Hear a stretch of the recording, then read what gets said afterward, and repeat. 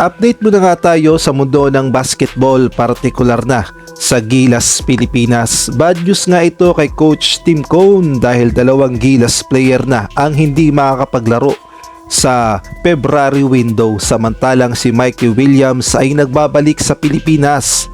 At kung ating babalikan ay meron pala tayong 7-2 na kasing laki ni Kai Sotto. Bakit hindi naglaro sa Gilas, Pilipinas? Ngunit bago yan, pakipindot naman ang like, subscribe at ang notification bell para updated ka sa lahat ng aking ina-upload.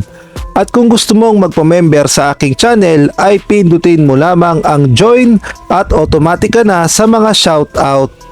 Bad news nga ito para kay Coach Tim Cone at gayon na rin sa Gilas, Pilipinas.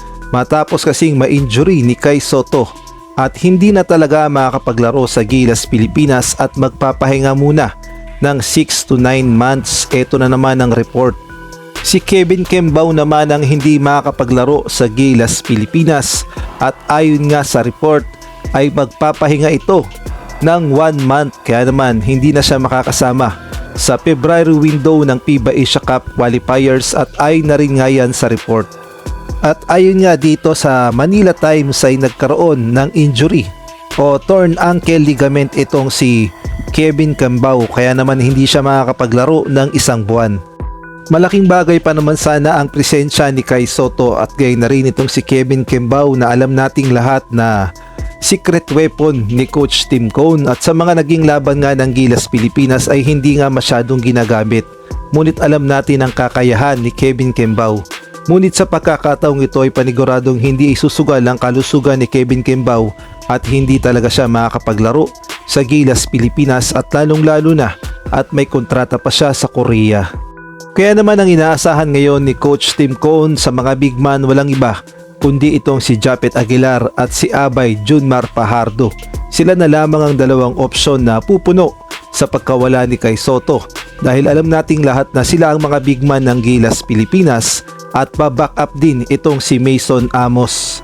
Ngunit ang tanong ng marami, kulang na ngayon ang puwersa ng Gilas, Pilipinas, kakayanin pa kaya nilang talunin muli ang New Zealand na naghahanda na at paniguradong hindi papayag na madalawahan ng Gilas, Pilipinas dahil paghahandaan talaga nila ang laban at bukod pa doon ay sa mismong bansa nila gaganapin. Kaya naman mahihirapan talaga ang Gilas, Pilipinas dahil wala na si Kai Sotto na nagsisilbing pangharang ng Gilas, Pilipinas. At bago nga tayo magpatuloy, shout out muna sa iyo. Hindi ko masyadong maintindihan ang pangalan mo pero galing daw siya sa Kingdom of Saudi Arabia sa Laguna, Philippines.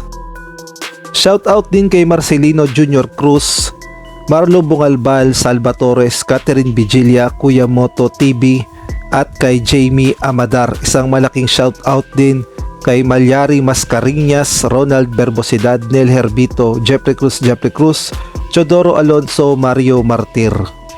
Samantalang sa ibang balita naman, nagbabalik na itong si Mikey Williams na alam nating lahat na naglalaro sa PBA sa Talk and Text at nagkaroon nga ito ng problema at na-question at nagkaroon ng kontrobersya na pasaway daw dahil matapos tulungan ng Talk and Text na ibigay ang kanilang kampyonato ay bigla ngang hindi na lang nagpakita at bigla na lang minulto ang Talk and Text, kaya naman dahil dyan ay nabansagan siyang pasaway dahil binomba niya ang Talk and Text at hindi na siya nag-report. At kung ating ngang babalikan ay sinusubukan pa ngang muling kausapin ng Talk and Text ngunit ayaw na talaga maglaro. At after 2 years nga ay muli nang nagparamdam itong si Mikey Williams at spotted na sa Pilipinas. Maglalaro kasi siya sa Strong Group Athletics na lalaban sa Dubai at ito nga ang larawan ni Coach Charles Chu na kasama itong si Mikey Williams. Samantalang ito nga ang unofficial Strong Group Athletics Final 12 na gagamitin ng SGA. Andre Blatch, Ange Kwame, DeMarcus Casin, Tenny Larrier, Luis Pablo, Allen Liwag, Malaki Richardson, Justin Sanchez, Dave Ildefonso, Renz Abando, Mikey Williams, Tony Nat at itong si Jason Brickman. At balik naman tayo sa Gilas, Pilipinas kung ating ngang babalikan ang kasing laki ni Kai Sotto na Hawaiian Pilipino na si Sage Tolentino na napabalita nga noon na tinatarget ng SBP at kinausap pa nga ni Coach Tab Baldwin upang maglaro sa Gilas, Pilipinas. At after a years nga ay eto na at mamang-mama at napakalakas na ni Sage Tolentino. At marami nga ang nagtatanong noon kung bakit hindi ba ito natuloy sa Gilas, Pilipinas. Napakaganda pa naman sana daw kombinasyon na may kay Soto tapos siya.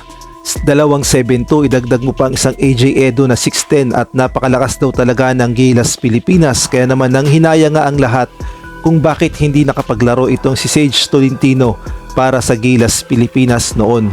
Well, ito talaga ang sagot. Unang-una, ayon na nga sa report ay hindi pala eligible itong si Sage Tolentino sa Gilas, Pilipinas dahil ayon nga sa report ng ESPN, sinubukan itong kausapin ni Coach Tab Baldwin noon. Kaya nga lang ay nalaman na hindi pala siya nakakuha ng Philippine passport bago mag 16 years old, kaya naman ineligible siya maglaro para sa Gilas, Pilipinas as local. Pwede naman siya sa mga Asian Games, SEA Games at sa Jones Cup, ngunit sa FIBA Asia Cup ay hindi nga siya pwede. At bukod pa doon ay ayon nga sa mga report ay mukhang wala naman talaga siyang balak na i-represent ang Pilipinas. Ito nga si Sage Tolentino, kaya naman hanggang pangarap na lang na makapaglaro siya sa Gilas, Pilipinas.